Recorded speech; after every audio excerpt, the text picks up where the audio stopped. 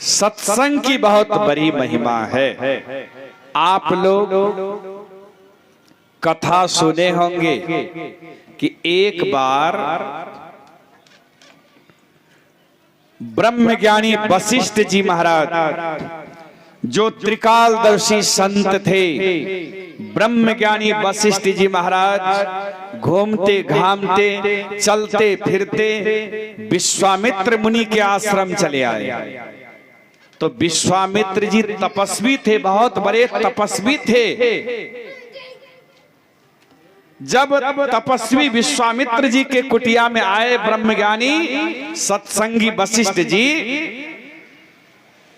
तो वशिष्ठ जी को देखकर विश्वामित्र जी बड़ा आदर सत्कार किए, उनका बहुत बड़ा आदर सत्कार किए, सम्मान किए। और जब विदाई होने लगे ब्रह्मज्ञानी वशिष्ठ जी विदाई होकर जाने लगे,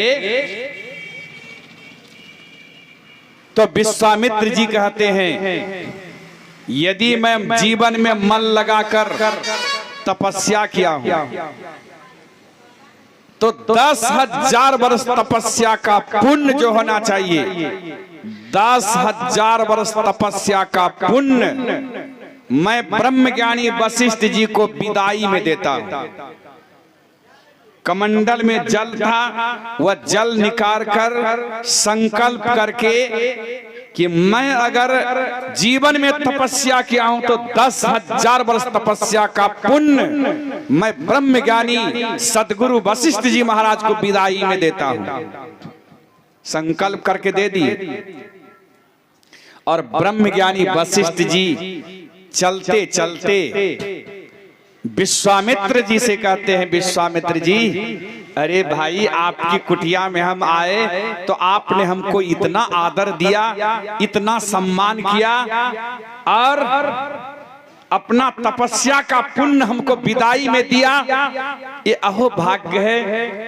विश्वामित्र जी, अरे भाई, एक बार हमें भी सेवा करने का मौका दें, एक बार आप भी हमारी कुटिया में आवे, हमें भी सेवा करने का मौका दें। यह कह करके तो ब्रह्मज्ञानी वशिष्ठ जी चले गए। कुछ दिन के बाद विश्वामित्र मुनि घूमते घामते ब्रह्मज्ञानी वशिष्ठ जी के आश्रम पहुंच गए। जब ये पहुंचे तो सत्संगी ब्रह्मज्ञानी वशिष्ठ जी महाराज विश्वामित्र का बहुत आदर सत्कार किए, बड़ा सम्मान किए। और भोजनोपरांत जब इनकी विदाई करने लगे तो ब्रह्मज्ञानी वशिष्ठ जी कहते हैं, यदि मैं जीवन में मन लगा करके सत्संग किया हूं, मन लगा करके अगर सत्संग किया हूं तो एक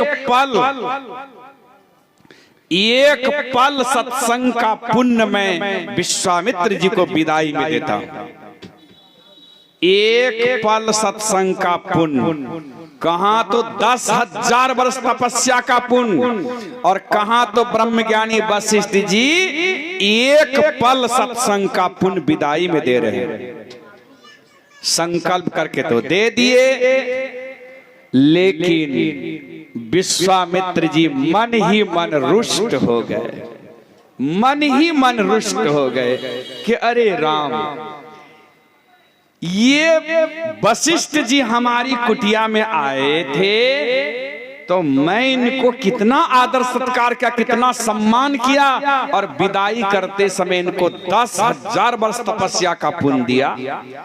और इनकी कुटिया में जब हम आए तो आदर सत्कार तो जो किया तो किया ही, आई विदाई में एक पल सत्संग का पुण्य, कहां तो 10,000 वर्ष तपस्या का पुण्य और कहां तो एक पल सत्संग का पुण्य। ये मेरा कितना अपमान किया। बस क्या था, विश्वामित्र जी रुष्ट हो गए।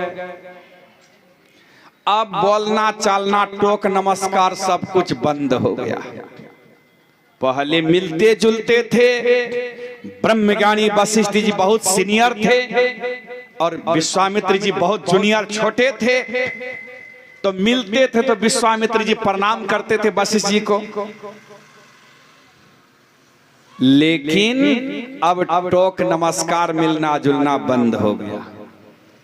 बहुत दिन के बाद एक दिन इधर से ब्रह्मज्ञानी सदगुरु वशिष्ठ जी चले जा रहे थे, उधर से विश्वामित्र जी आ रहे थे। तो ब्रह्मज्ञानी सदगुरु वशिष्ठ जी सोचते हैं, ओ बहुत दिनों के बाद आज विश्वामित्र जी मिले, आज हम दोनों बैठ करके भरपेट बातचीत करेंगे, अघा करके बातचीत करेंगे। बहुत दिनों के बाद मिले। लेकिन क्या विश्वामित्र मुनि तो रुष्ठे हुए थे। जब नजदीक आए तो ब्रह्मज्ञानी सदगुरु वशिष्ठ जी सोचते हैं कि वो छोटे हैं तो वही ना नमस्कार करेंगे पहले। तो ये चुपचाप। अब विश्वामित्र जी क्या किए, टोक नमस्कार क्या करेंगे, प्रणाम क्या करेंगे, और मुंह घुमा के रास्ता काट कर चले जा रहे हैं।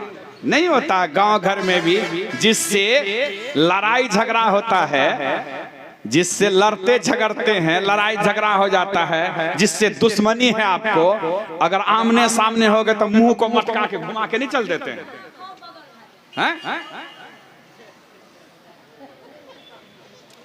खूब साइड होकर के रास्ता काट कर चल देते हैं। उसी तरह से विश्वामित्र मुनि भी रास्ता काट के आगे आगे चले जा रहे थे। वो टोक नमस्कार नहीं किए। तो ब्रह्मज्ञानी सदगुरु वशिष्ठ जी कहते हैं, उनसे रहा नहीं गया। वशिष्ठ जी ही कहते हैं, अरे विश्वामित्र जी तुम्हें क्या हो गया आज? और दिन मिलते थे तो दूर से ही प्रणाम करते थे, नमस्कार करते थे, कहिए हाल समाचार क्या है, समाचार ठीक है। लेकिन आज तुम बिना कुछ बातचीत किए चेहरे पर उदासी लिए रास्ता काट के तुम चले जा रहे हो। क्या बात है भाई, हमसे क्या दुश्मनी है तुमको? तब विश्वामित्र जी कहते हैं, आपसे दुश्मनी क्या रहेगा, आप ही समझिए। आप हमारी कुटिया में आए थे तो आपको सम्मान करके जब विदाई करने लगे तो मैंने 10,000 वर्ष तपस्या का पुण्य आपको विदाई में दिया, और आपकी कुटिया में मैंने गया तो आपने हमको एक पल सत्संग का पुण्य विदाई में दिया। कितना अपमान किया मेरा आपने। ब्रह्मज्ञानी वशिष्ठ जी कहते हैं, विश्वामित्र जी एक पल सत्संग का पुण्य का कितनी बड़ी महिमा है, कितनी उसकी गरिमा है, कितना बड़ा पुण्य होता है एक पल सत्संग का, शायद तुमको इसकी जानकारी नहीं है। और मेरे कितनों कहने पर, कितनों समझाने पर अब तुम्हारे दिलो दिमाग में बातें सेटिंग नहीं होगी, तुम समझ ही नहीं पाओगे, तुम विश्वास ही नहीं करोगे। इसलिए एक काम करो, चलो सृष्टिकर्ता ब्रह्मा जी के पास, चलो सृष्टिकर्ता ब्रह्मा जी के पास, उन्हीं से पूछेंगे कि 10,000 वर्ष तपस्या का पुण्य ज्यादा है या एक पल सत्संग का पुण्य ज्यादा है। चलो ब्रह्मा के पास। तो दोनों ऋषि चले गए ब्रह्मा जी के पास। ब्रह्मा जी को जाके पूछते हैं कि महाराज आप हम लोगों को फैसला सुनाइए कि 10,000 वर्ष तपस्या का पुण्य ज्यादा है या एक पल सत्संग का पुण्य ज्यादा है।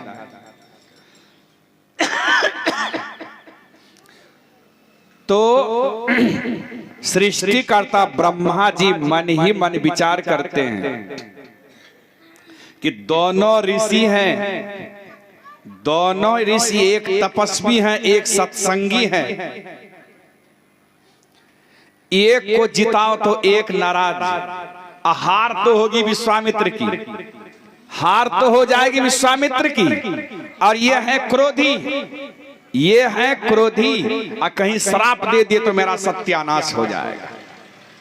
तो ब्रह्मा जी बात को टालते हैं, ब्रह्मा जी बात को टालते हैं, कहते हैं हे ऋषिवरों, सृष्टि का काम से हमको फुर्सत कहाँ। ये सृष्टि का इतना बड़ा कारोबार मेरे ऊपर है, हमें फुर्सत कहाँ। अरे हमें तो बेचैनी रहती है, कहाँ किनको जन्म देना है, किनको किस परिवार में जाना है, किनको किस परिवार में जाके जन्म देना है। ये कारोबार मेरे हाथ में है, इसलिए मैं फैसला नहीं सुना सकता। आप लोग चले जाइए विष्णु भगवान के पास। दोनों ऋषि पहुंचे विष्णु के पास, अपनी अपनी बातें रखे। विष्णु भगवान भी सोचते हैं कि दोनों ऋषि एक तपस्वी है, एक सत्संगी है। एक को जिताओ तो एक नाराज, कहीं श्राप दे दिया तो काम गड़बड़ हो जाएगा। एक बार इस ऋषि के, एक बार इस संत के फेर में हम पड़े थे तो हमको मनुष्य शरीर धारण करना पड़ा और नारी के विरह में दर दर भटकना पड़ा। इन नारद मुनि के श्राप को अंगीकार कर फिर ये ऋषि के फेर में कौन पड़े। विष्णु भगवान कहते हे ऋषि वरो, आप लोग जानते हैं कि पालन का काम मेरे हाथ में है। कौन जीव को किस समय कैसा आहार भेजना चाहिए वह मेरे हाथ में है। हमें अवकाश कहाँ जब मैं फैसला सुनाऊं आप लोगों को। इसलिए मेरे ऊपर दया कीजिए, कृपा कीजिए और आप दोनों चले जाइए भगवान शिव के पास। वे महाजोगी हैं, वे आप लोगों को फैसला सुना देंगे। चले गए भगवान शिव के पास। शिव को भी जाके सारी बातें कहे तो भगवान शिव भी कहते हैं कि हे ऋषि वरो, संहार का काम मेरे ऊपर है, मेरे हाथ में है संहार। किस जीव को किस समय संहार करना है, मैं काल बन करके उस जीव का संहार करता हूं। अवकाश कहाँ। और फिर जब से समुद्र मंथन किया गया है, समुद्र मंथन करने के बाद जो विष का कलश निकला था वह विष पान करके हमारी बुद्धि अब ठिकाने पर नहीं रहती है। मैं सोच समझ करके तुम लोगों को फैसला नहीं दे सकता हूं। इसलिए हे ऋषि वरो, आप लोग मेरे ऊपर कृपा कीजिए। आप लोग चले जाइए पाताल शेषनाग के पास, वहां फैसला लीजिए। दोनों ऋषि चले गए पाताल। शेषनाग को जाकर कहते हे शेषनाग जी, विश्वामित्र मुनि बढ़ चढ़ के बोले कि मैं ब्रह्मज्ञानी वशिष्ठ जी की कुटिया गए थे तो इन्होंने हमको एक पल सत्संग का पुण्य विदाई में दिया, और ये हमारी कुटिया में आए थे तो इनको मैंने 10,000 वर्ष तपस्या का पुण्य विदाई में दिया था। तो कौन किसका महत्व ज्यादा है, किसका कम है, सो आप फैसला सुनाइए।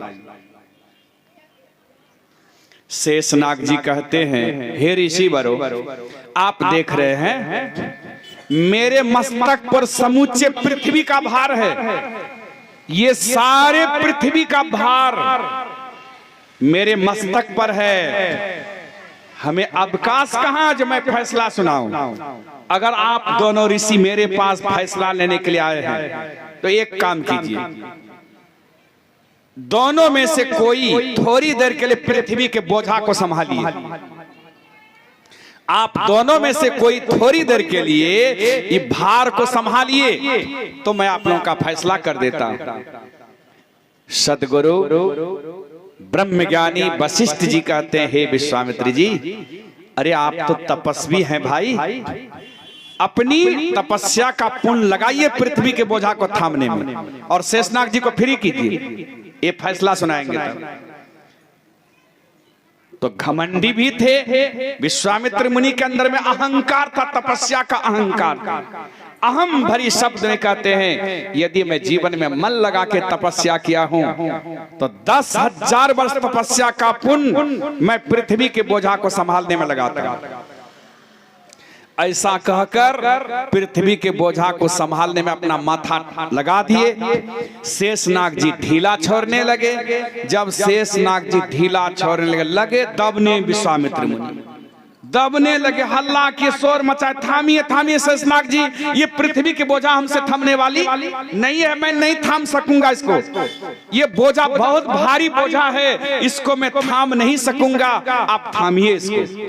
शेषनाग जी फिर थाम लिए, और तब शेषनाग जी कहते हैं ब्रह्मज्ञानी वशिष्ठ जी से कि विश्वामित्र तो नहीं थाम सके, आप अगर सत्संगी हैं तो अपना सत्संग वाला पुण्य लगाइए पृथ्वी के बोझा को थामने, थामिए थोड़ी देर के लिए। तो सदगुरु ब्रह्मज्ञानी वशिष्ठ जी कहते हैं, यदि मैं जीवन में मन लगा करके सत्संग किया हूं तो एक पल सत्संग का पुण्य मैं पृथ्वी के बोझा को संभालने में लगाता। वो एक पल सत्संग का पुण्य जब पृथ्वी के बोझा को संभालने में लगा दिए तो पृथ्वी के बोझा को थाम लिए वशिष्ठ जी और शेषनाग जी को आजाद कर दिया। पृथ्वी के बोझा का वहन कर लिए। शेषनाग जी जब आजाद हो गए तो विश्वामित्र जी कहते हैं, हे शेषनाग जी, अब तो आप फ्री हो गए। ब्रह्मज्ञानी सदगुरु वशिष्ठ जी पृथ्वी के बोझा को थाम लिए हैं, अब तो हम लोगों का फैसला कर दीजिए। तो शेषनाग जी कहते हैं कि विश्वामित्र जी, अरे भाई, आप लोगों का फैसला बाकी रह गया है क्या? अरे आप लोगों का फैसला तो आप ही लोग कर लिए, अपनी फैसला आपने कर लिया। का कैसे? का आपने 10,000 वर्ष तपस्या का पुण्य पृथ्वी के बोझा को संभालने में लगा तो संभाल नहीं सका, और ब्रह्मज्ञानी सदगुरु वशिष्ठ मुनि एक पल सत्संग का पुण्य पृथ्वी के बोझा को संभालने में लगाया, इस बोझा का वहन कर लिया, थाम लिया इसे। इसलिए स्पष्ट सिद्ध हो गया कि 10,000 वर्ष तपस्या के पुण्य से एक पल सत्संग का पुण्य ज्यादा है, ज्यादा है, ज्यादा है। लेकिन कौन सत्संग? ये बाहरी सत्संग तो हम लोग घंटों घंटा करते हैं, ये नहीं। 10,000 वर्ष तपस्या के पुण्य के सामने एक पल सत्संग का पुण्य ज्यादा होता है। कौन सत्संग? अरे आत्मा रूपी सत्य और परमात्मा रूपी सत्य, ये दोनों सत्य का संग अगर एक पल के लिए अंदर में हो जाए तो वह 10,000 वर्ष तपस्या का पुण्य फीका पड़ जाएगा। एक पल के लिए भी अगर आत्मा रूपी सत्य और परमात्मा रूपी सत्य का मिलन हो जाए तो यह मिलन कराने के लिए सबसे पहले आपको सदगुरु से जुक्ति सीखना होगा, और जुक्ति जान करके आंतरिक भजन करना होगा। जुक्ति जान करके जब आंतरिक भजन करेंगे तब आपको इसमें सफलता मिलेगी, आत्मा और परमात्मा का मिलन होगा। उस सत्संग के सामने 10,000 तपस्या का पुण्य फीका पड़ जाएगा। इसलिए हर एक सत्संग में आइए, संतों के वचनों को सुनिए, समझिए और अनुराग के साथ कीजिए, तो शरीर रहते 4 फल की प्राप्ति होगी, अर्थ, धर्म, काम और मोक्ष।